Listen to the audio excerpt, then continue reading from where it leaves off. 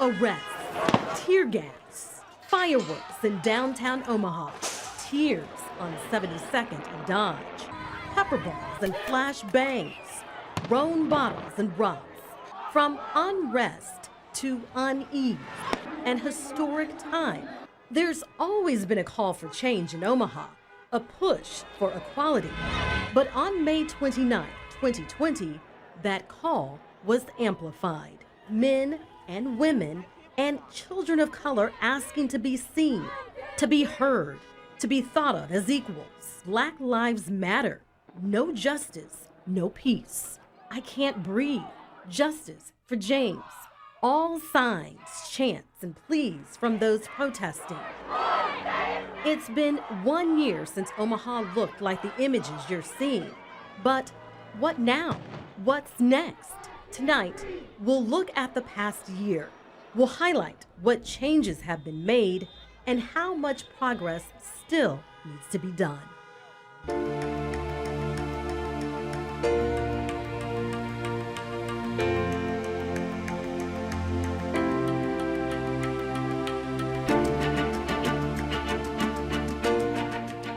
Good evening, I'm SERESE Cole. Thank you so much for joining us for this hour-long special, A Year of Moving Forward.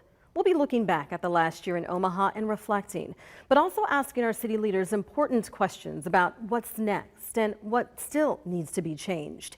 We'll talk about the protests, the outrage, the call for justice, and the community coming together. Let's look back to May 25th, 2020. George Floyd, an unarmed black man, was murdered in Minneapolis, Minnesota by former police officer Derek Chauvin. Protests erupted all around the country with calls for justice. Floyd's daughter, Gianna, captured many hearts after raising her arms and saying, "Daddy changed the world." Then on May 29th, outside Crossroads Mall near 72nd and Dodge, thousands of Omahans protested and called for justice. The protests were peaceful for the first hour and a half, with police only interfering to ask protesters to stay off the medians. Then, at about 8 p.m., Omaha police officers started using pepper balls and tear gas to disperse crowds. There were confrontations between police and protesters. As the night went on, some protesters vandalized nearby businesses, mostly by breaking windows. This would be the first of more than 8 nights of protests in the metro. We deserve the right to protest, you know. We deserve to be heard. We can't be muted anymore. Black lives matter, dude. As protests erupted around 72nd and Dodge, there were chants. There was also hurt, anger, and fear. Protesters were not going to be silenced. Well, the following night, on May 30th, a protester was shot and killed. James SCURLOCK was shot around 11 p.m. in front of a bar in the Old Market area. The 22-year-old father was taken to Nebraska Medical Center, where he later died.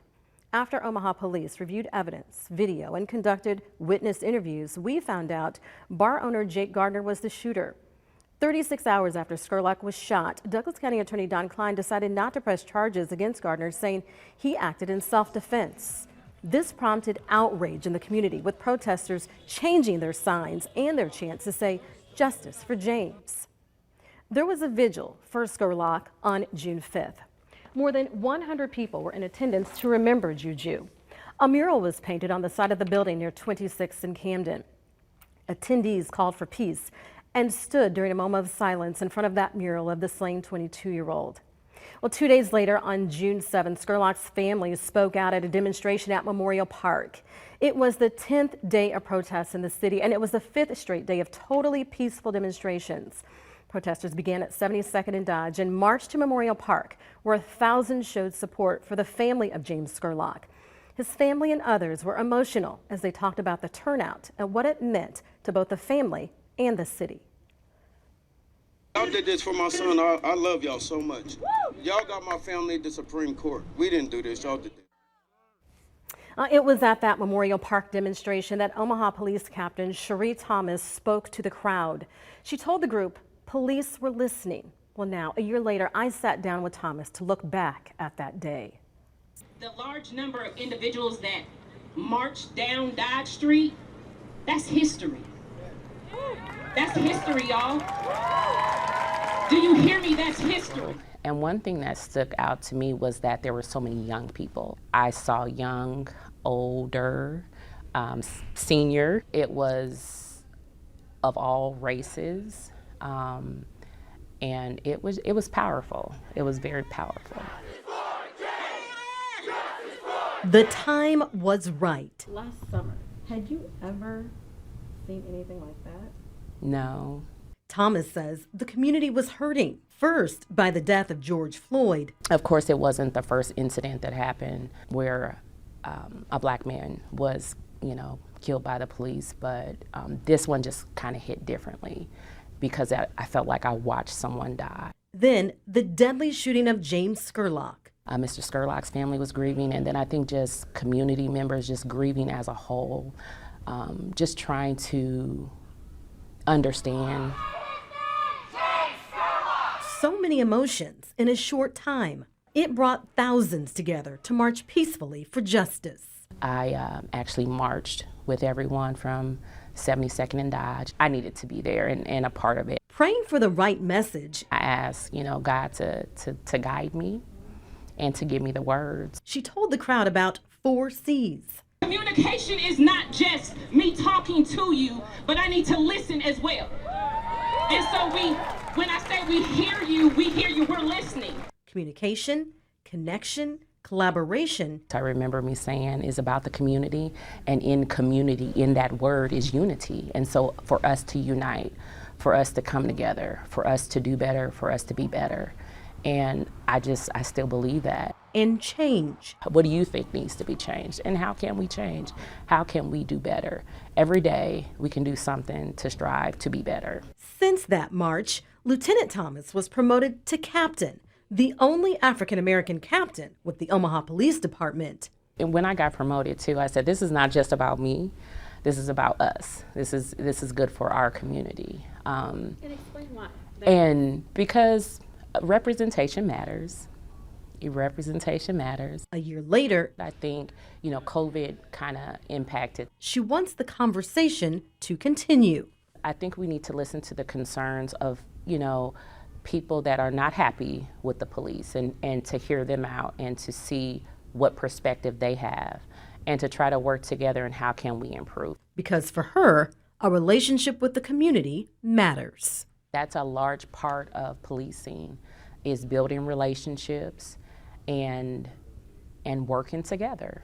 And so that doesn't stop, and that didn't stop last year. It's not going to stop this year. It's continuous. Well, now let's look back to July 2020. This is video of protesters in Portland, Oregon for the 53rd straight night. Community leaders and activists pleaded for an end to the violence. It was night after night of clashes between protesters and, in some cases, unidentified federal agents. You might remember President Trump sent the agents to Portland to get a handle on violence during the protests and protect federal property. Well, state and local authorities said they did not ask for federal help. Back here in Omaha on July 25th, there was a protest that started at Turner Boulevard and Farnham Street. The group, Pro-Black, led the event, and organizers said they wanted to shine a light on the city's own racial injustices. But they were also standing in solidarity with protesters in Portland.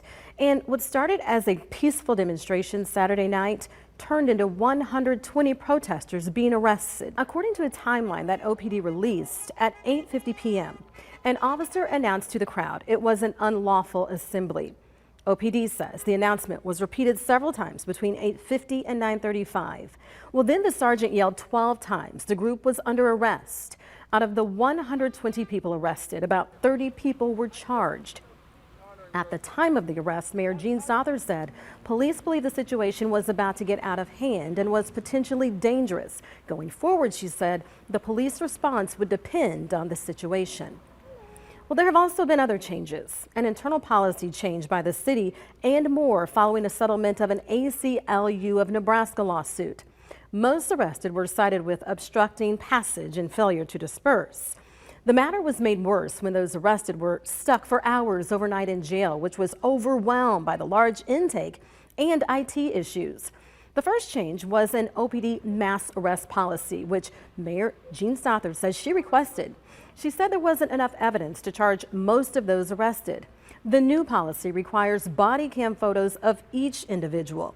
But in October, come the ACLU lawsuit against the city on behalf of Pro-Black and individual protesters over excessive use of force and suppression of speech at both the mass arrests and protests soon after George Floyd's death.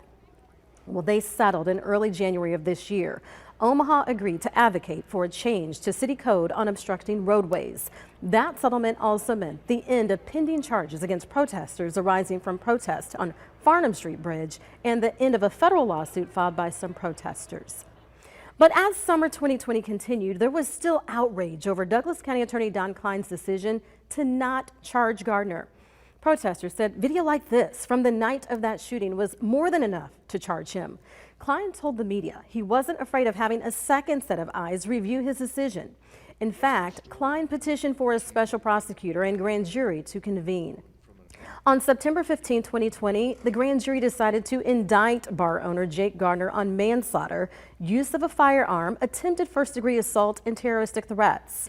The special prosecutor who reviewed the case, Frederick Franklin, mentioned evidence of back and forth between Scurlock and Gardner, with Gardner threatening the use of deadly force towards Scurlock. Evidence relative to Gardner's state of mind was a part of what was presented to the grand jury. Franklin said evidence came primarily from Gardner himself. The grand jury reviewed evidence from Gardner's cell phone and Facebook Messenger account, along with video from inside his Old Market business. James Scurlock's family and attorneys said the charges were just a step in trying to get justice for his death.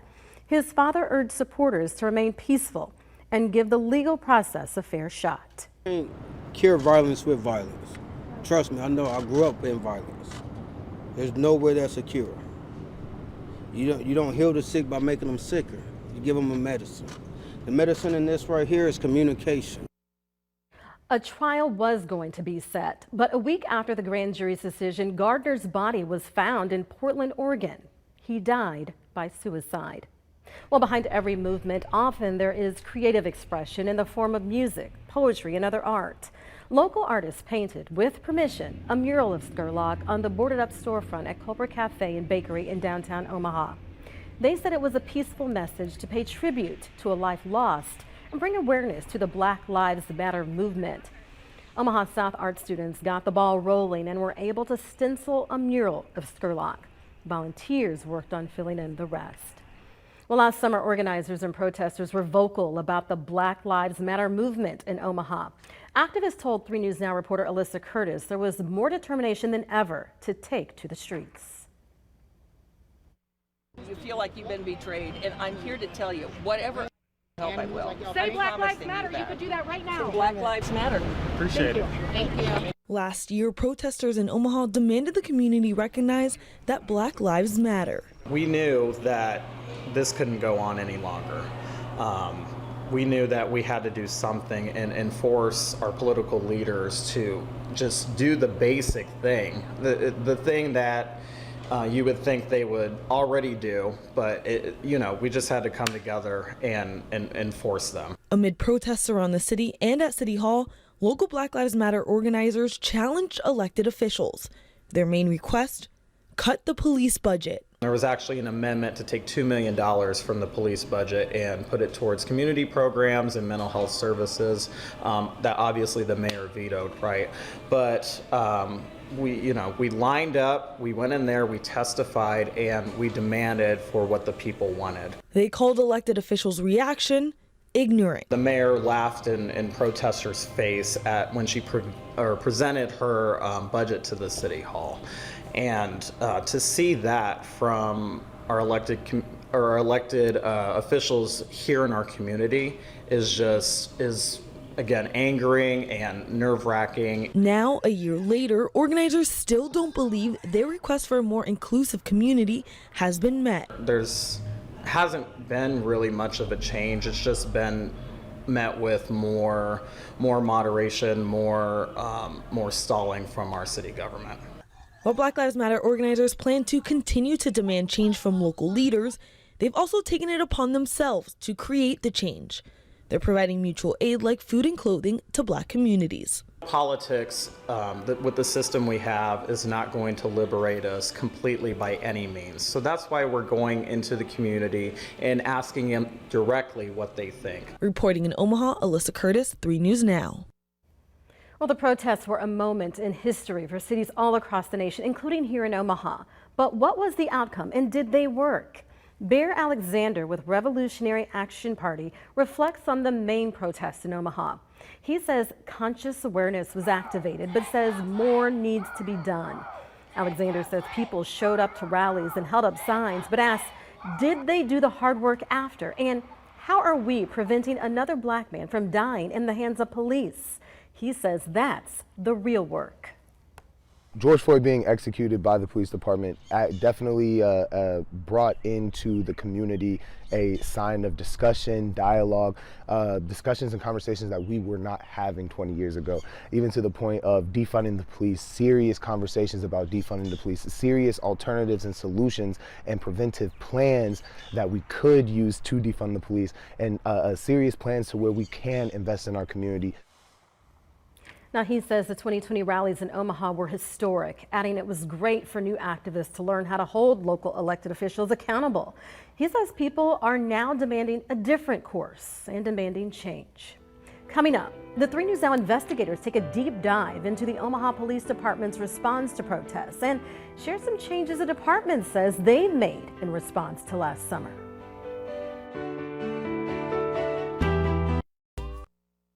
Well, many people protesting last summer questioned whether local law enforcement can police bad behavior in their own ranks.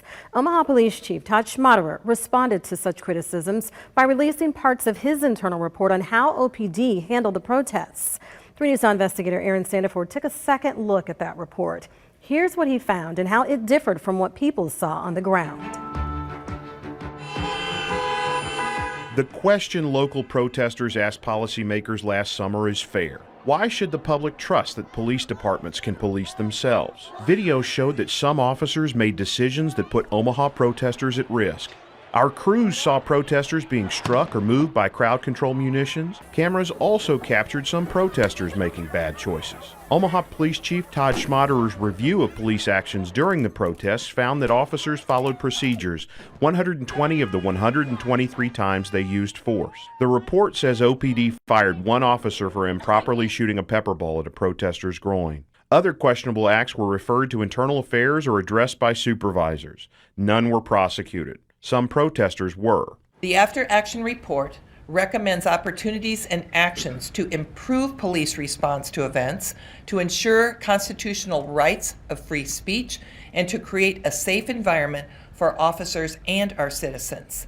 Schmaderer says the Omaha Police Department is better prepared today to respond to mass protests because of what officers learned in 2020. One example, officers now know they need to warn more people in protest crowds before firing pepper balls or moving in to make arrests. I think the glaring thing is we really learned that what happens somewhere else can often carry over here. And we understand that because I'll be honest with you, Aaron, we were affected by what took place as well. I mean, who couldn't be, right? That learning experience gave us a platform to make improvements.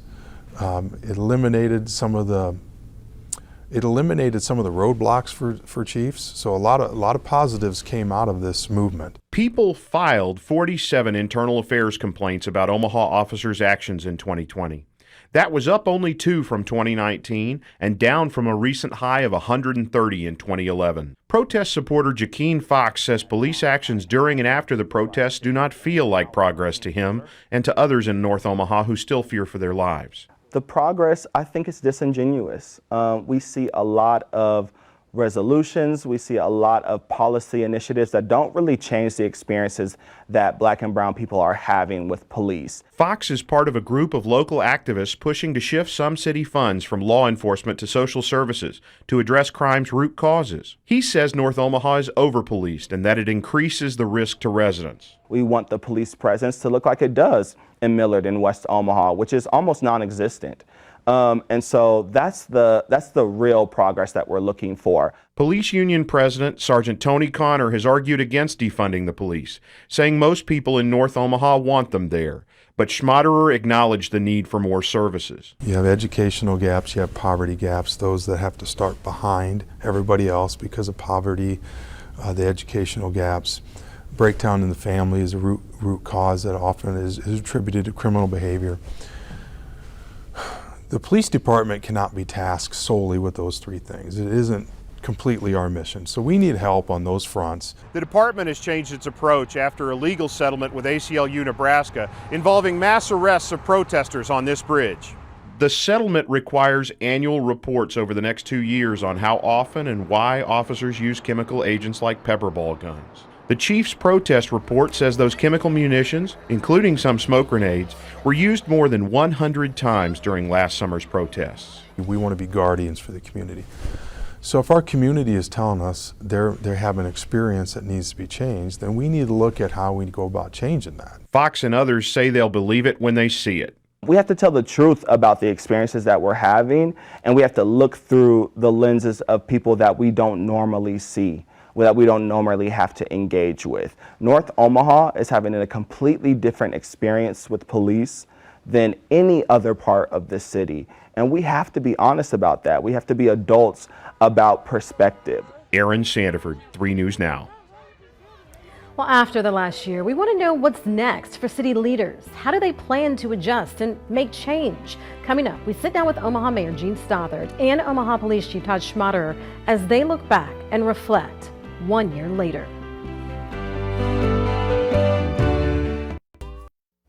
Welcome back, everybody. Part of working towards social justice and equality is holding our city leaders accountable. 3 News Now anchor Maya Sign sat down with a candid conversation with Omaha Police Chief Todd Schmaderer to discuss the state of local policing after a year of protests and calls for change. Anger, disappointment, desperation. Nearly a year ago, people took to the streets demanding change after another black man, George Floyd, was killed by a police officer in Minneapolis. Omaha Police Chief Todd Schmaderer, who's been chief since 2012, sat down with me and said he's proud of how OPD handles its police-community relations, even prior to last summer. And we had a number of successes leading up, but even before the protests, with the reduction in violent crime, reduction in homicides, the increase in clearing homicides, all indicators of good police-community relations. And pleased with how his 900-officer department dealt with the protests. And I'm very proud of how the Omaha Police Department stepped up to ensure First Amendment rights were adhered to and to protect the city when it got to a point where there was some unrest. But he says even his department has things to learn. We heard very loudly, especially the very peaceful protests that we had in North Omaha. We really heard those voices quite a bit.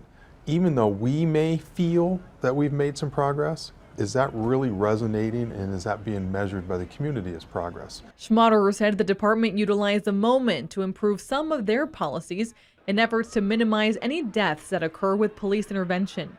Immediately after the civil unrest, the department implemented several internal policies. The duty to intervene.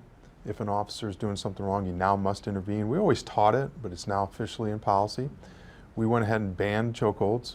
Wasn't something we taught, but we wanted to outright ban it. Also, we banned any neck pins with the knee in response to the Derek Chauvin incident in Minneapolis. I asked Schmaderer if the department implemented the improvements that were recommended to the department by the Safety Review Board. They included verbal commands prior to pepper ball deployment, documenting reports, for officers to wear large name tags or serial numbers on their helmets and uniforms to help identify officers, and more professionalism while handling the arrest of agitators. Schmaderer said all those have been implemented. In order to do that, Schmaderer says the department had to go through over 1,000 hours of protest footage in order to study what went right and what went wrong. At the end of that complete analysis, which was exhaustive and spanned months and months and months, we did find the need to implement those that you just mentioned. And we've also adjusted some of our tactics because we've learned what has worked and what doesn't work. What they found didn't work was the inability for officers to communicate with such large crowds. They didn't know what the progression of events were because we didn't have a loudspeaker big enough to reach them. So that was a great concern to me. It really was, because there was a lot of misunderstanding associated with that for good reason. They couldn't hear. So we did purchase a very top of the line speaker, if you will, So the next time, if we're ever faced with that again, we'll be able to talk to everybody for blocks. Some people who were arrested during the protest were also able to complete a restorative justice program that would allow them to avoid criminal conviction for protest-related offenses. Chief Schmatter says he's working to grow that program. And every arrest that we make does not have to end up in a jail sentence.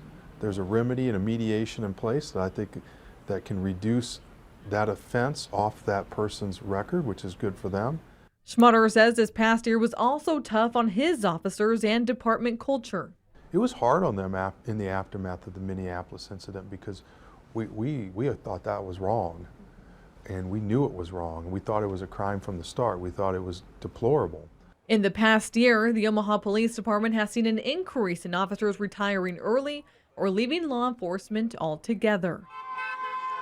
A year later, progress made, but still, Schmatter recognizes there's still a need for Omaha to move forward. I've got a great team, I've got super officers, and we have super partners in this community. So the Omaha Police Department, we're not perfect, but we try to be as honest as possible, and we try to do the right thing for this community. Well, after the city elections votes were tallied, Omaha social activist Jaqueen Fox tweeted a letter signed #Justice for James. That letter was written to newly re-elected Mayor Gene Stothert. The letter called on Stothert to build a bridge over tragedy, comparing the killing of James SCURLOCK during a protest for police accountability last summer to Stothert's husband, Dr. Joe Stothert's recent death. This is what that letter looks like. It discusses gun violence and says, quote, "You have recently experienced a deeply personal loss. We understand," end quote. It goes on to ask the mayor to connect with Black and brown communities in the city and show more empathy. The letter asks her to, quote, "take the chance to transform the seemingly adversarial relationship into a partnership that strengthens the city." Well, 3 News Now reporter John Kipper sat down with Stothert to look back on last year. He asked her if she'll make any changes in this new term and about that letter that was addressed to her. Take a look. That night, I remember it like it happened this morning. Mayor Gene Stothert says she has vivid memories of when the Friday night protests first broke out in the city of Omaha. She recalls consistent updates from the police chief. And as the protests moved downtown during the weekend, she worried for the business owners, police, and the protesters themselves. It was frightening, I will tell you, for me to understand what was going on in this city because I wanted people to be safe. Once the dust settled, Stothert said she and Chief Schmatter got to work, putting in new policies like requiring officers to intervene. Stothert also says the department was already doing things the protesters wanted. That includes the ban on chokeholds and using a system that flags potentially problematic officers. That officer up in Minnesota wouldn't have been an officer in Omaha, Nebraska. Stothert said the overall message of the 2020 protests in Omaha was productive, and she truly heard what they were saying. What our approach was, we listen, we learn, we don't want to repeat our past mistakes, and we try to develop a plan for the future that's community-based. During and after the protests, she says she attempted to engage with some of the activists, including a sit-down meeting in her office with one of the leaders. She also met with protesters outside City Hall in the middle of the June protests. And I thought, well, I'm going to go out there and listen to them and talk to them. I'll do it myself. And I just got up and grabbed my staff and said, we're going to go out there right then. But that did not go as she hoped. But to stand in solidarity with our protest. Well, I was cussed at, sworn at, I was spit on. I was called all sorts of vulgar and profane names, and I was out there to listen. She also recalls when she delivered the budget to the city council and said in no uncertain terms that she would not defund the police. Defunding the Omaha Police Department would be irresponsible and reckless, and I will not do it. Police, on the police! That action upset many activists at the meeting. I was interrupted, I think they counted no less than 15 times, by people yelling profane, vulgar language at me while I'm trying to present the budget to the city council. That doesn't help the communication at all. She says dialogue on tough issues like police reform needs to be civil. I'm willing to talk to anybody about it, but the conversation has to be at least respectful. It has to go both ways. Now in 2021, Stothert easily won another term as mayor, with one of her campaign tenets being an inclusive city. Last week, the Omaha City Council passed a resolution condemning hate in all forms. She also hired a deputy chief of staff with a focus on diversity, equity, and inclusion last year. She says the man she hired, Keith Station, will continue to work to show if city government can be inclusive, the rest of the Omaha business community can also be. Everything from our hiring practices to our testing that we do to our recruit classes, we want to be an example for all businesses in Omaha. With another 4-year term on the horizon for Stothert, she says she'll continue to be open to dialogue. All of it to make the city better. If you're going to be better, you got to work together. It's not just one-sided. It can never be just one-sided. In Omaha, John Kipper, 3 News Now. Now, Stothert also points to lowering crime rates throughout the city, saying she and Chief Schmader's community policing approach is working. Images and teachings that support children of color are an important part of moving forward. Coming up, we'll tell you about a program at UNO that's working hard to bring anti-racist practices to classrooms in the Omaha area. Well, young children are observant and say what they see. So early childhood education experts believe it's crucial that teachers create an inclusive environment from the start. 3 News Now anchor Jennifer Griswold shares learning opportunities for early childhood teachers working to build anti-racist classrooms.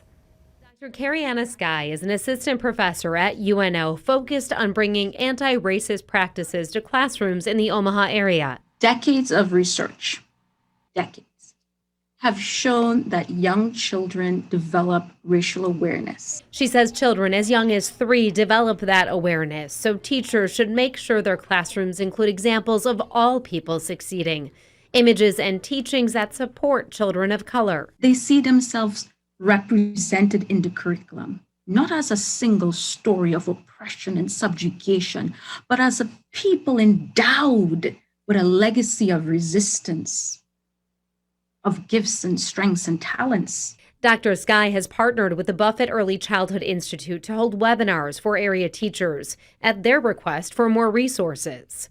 There are racial disparities and racial inequities that still exist, and children notice those. Dr. Amy Mart, Director of Professional Learning at the Institute, says they created a more extensive cohort that qualifies as a graduate-level course because demand was there. Educators wanting to know how to address topics that come up in inquisitive young minds.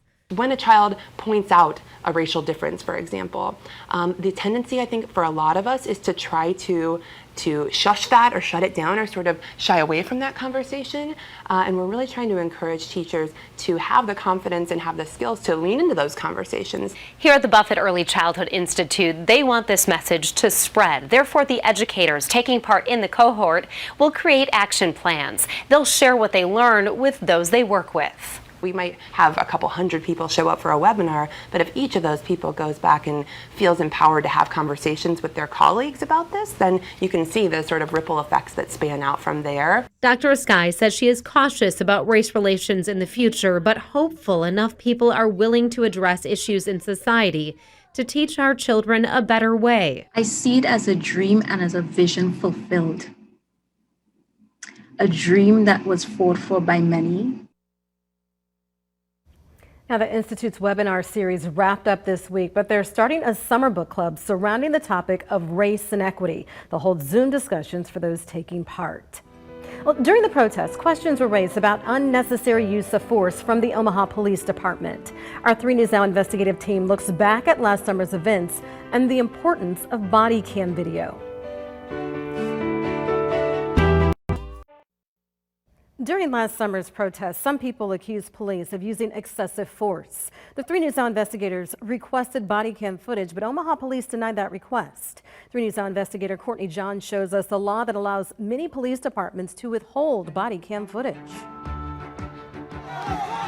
Protests rocked the nation, demanding police reform, real ground-up changes in department policy towards use of force, and addressing accusations of systemic racism. Over the spring and summer, hundreds protested in Omaha, and many of the protesters we spoke with said police response was excessive.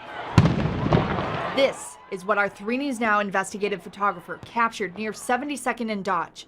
something hits a protester and explodes. We filed a formal records request for body cam footage of that protester getting hit. We provided the day and time, right down to the second. Our request was denied, and it's all perfectly legal. We have exercised our right to use the exception in the Public Records Act to withhold them from public dissemination. Bernard Indenbosch is the deputy city attorney in Omaha. He says body cam footage can be requested and some can be released, but that call is up to the police chief. There are certainly times, and you're certainly aware of them, where there are major incidents or whatever else that he may release a portion of body camera video, but for the most part, I think that's a policy decision that we are going to keep that investigative material confidential in the same manner we treat the other. That policy decision follows Nebraska law, which says police get to decide when and how to best utilize body cam footage. And that's one of those areas that there is some murkiness about how body cam footage may be utilized in context of our strong tradition of open government in Nebraska. Danielle CONRAD is the head of the ACLU of Nebraska. People have a heightened public interest in trying to get a better handle about what happened with recent protests, for example.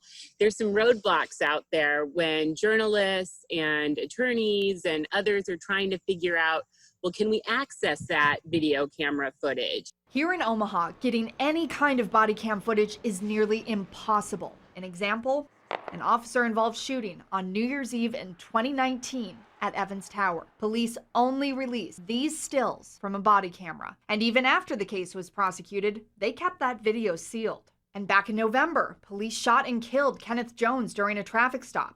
Again, police released only stills from a body camera after protests, a grand jury deciding not to indict, and 3 News Now investigators filing a public records request. That footage was released. Keep your hands where I can see them. Omaha Police Chief Todd Schmaderer says he worries if he releases body cam footage before a grand jury, it would set a precedent. I am a believer that we need to codify this in state law as to when that video can be released. Let's be real clear about it. Right now, police are not legally required to turn on body cams or even wear them. Those cameras and the footage they store is expensive, but at the same time, it provides more transparency and accountability for police departments and citizens. The people have a right to know and to see what's happening with their public dollars, which of course funds all of our police departments and their enforcement activities. Courtney Johns, 3 News Now. Well, coming up, we take a look at the increase of mental health calls to police. We'll look at OPD's Behavioral Health and Wellness Unit and how they're working to help those in need. Well, as mental health calls to local police departments continue to increase, the Omaha Police Department is relying on its Behavioral Health and Wellness Unit to assist those who need help move forward. 3 News Now anchor Maya Sines shares some of the data with us and reveals how important this unit is. I don't think we really even had an idea how many mental health related calls for service officers were responding to. Now that we've been tracking it for a while, we're really getting a good idea of just the sheer volume of mental health crisis that people are experiencing in the community. In 2020, Omaha Police Department's 911 had 2,688 mental health dispositions. Since January of 2021, OPD has already had 820 mental health dispositions, and it's estimated they'll have approximately nearly 3,200 by the end of this year. The sheer exposure to a traumatic incident, whether they're a victim of a crime or, due to some chaotic circumstances in their home, they're exposed to some pretty unfortunate events. That all has a really lasting impact for people, and a lot of times law enforcement gets involved in those kinds of calls. That's why OPD has been funneling more resources into mental health support for the past 2 years with the creation of its Behavior, Health, and Wellness Unit, not only to offer support, but to normalize asking for help. It really is a stigma to get help and to see a therapist. You don't want people to always know if you're doing that, but we have to kind of normalize that behavior and make it okay for people to know it's okay to get help. As part of its unit, the CORE Squad, which stands for Collaborative Outreach Response Engagement, assists officers with calls related to mental health. The squad helps connect those in need with assistance to resources and community agencies so individuals aren't left alone in a bad situation. Back in the day, I don't think a lot of people were trained with mental health. I don't think that they had an understanding of what it was like for somebody to go through crisis. And so there was the rush to either get them to a hospital or to get, if it was just going to be generating a report and then to move on, leaving that person without really resources to move out of that crisis. Officer Lee Culver says a shift now has been for officers to ask more in-depth questions, listen, be familiar with helpful organizations and partners, and understand that just because someone has mental health issues, it's not an indicator for criminality. The classes we have are on medications and diagnosis and how to communicate with the elderly and how to communicate with the youth. Because those are unique populations, and then you put a mental health issue on top of that, it even, becomes sometimes more of a challenge. And just because the Core Squad is called, it also doesn't mean there's an issue. It simply could be letting people know help is available. For example, we had a mother call the police department, and she was from out of state, and her son had just moved to Omaha and has mental health issues. She said, I'm concerned, he's a young kid. He's here on his own. We want to make sure that he's okay. So we actually sent officers and a co-responder with his permission just to give him some resources because his parents were so far from home. Especially with the difficulty of this past year's hardships, mental health coordinator Lindsay Kroll says she hopes the unit will continue to grow. We know that we're seeing an increase in suicides. We know that we're seeing an increase in suicide attempts. People are struggling. And so my goal is to really build this unit up to have it as a specialized response on all shifts. So that all calls that do come in get answered in the right way. I think it's giving a lot of people hope because it is offering the community some resources to be able to heal from trauma, to move forward from moments of crisis. The national movement surrounding racism and inequality has exposed a conversation years in the making. When we come back, we'll take an in-depth look at rhetoric and how words mean different things to different people. Well, there are significant differences in the way most Black and white Americans view racism and the dialogue surrounding the topic. These conversations can be tough to have, but are important steps in addressing inequality and moving forward. 3 News Now reporter Kent Lutzen spoke to members of our community last summer after the protests to discuss how our words alone can make a big impact. Amid our national movement surrounding racism and inequality, it's exposed a conversation years in the making. I think in a way there's always been division in our country, only now people are speaking out. Mara Lee, an Omaha resident, is just one of many that are having tough talks about race following weeks of Black Lives Matter protests. We let things slide in the past. I don't think we're going to let things slide anymore. I think we're going to stop and say, take a look around, be quiet, hear really what's going on around you. And these moments of chaos or peace are often escalated or dissolved by our choice in words. We all know that words can hurt us. I think this is a moment that highlights that tremendously. Whitney Gent, an assistant professor of rhetoric and civic engagement at the University of Nebraska, Omaha, says a single word, although it has a dictionary definition, can take on a new meaning depending on the color of our skin. A lot of people, white people in particular, are referring to looting as violence, for example. Largely the kind of violence that they're talking about is property damage kinds of violence. Whereas Black people who are talking about violence are talking about a systemic kind of violence, the violence of racism that they have borne over the centuries in the United States. And it's not just the word violence. Black Lives Matter protests, for example, if you think of it in a positive way, then you think of the word protest positively. But if you aren't for the Black Lives Matter protest, then you see it in a negative way. Carly Headley, an Omaha high schooler, says that she has had to really break down words with her friends and family when trying to further advance discussions about race. How can we use those words and still kind of mend the bridge, I guess? I think for me, what we need to do is pay attention to anytime a different word raises our hackles. What makes us get offended? Or what makes us feel like we don't understand something? that's a moment in which we need to educate ourselves instead of staying in that offended place. In Omaha, Kent Lutzen, 3 News Now. I hope you stay with us. We have a special message from our anchor team to share with you up next. As we mark 1 year of moving forward, we at KMTV realize the work is not over as we strive to make this world a better place for all. Stay with us on air, online, and all of your streaming services. We have committed to telling stories that push social justice and equality.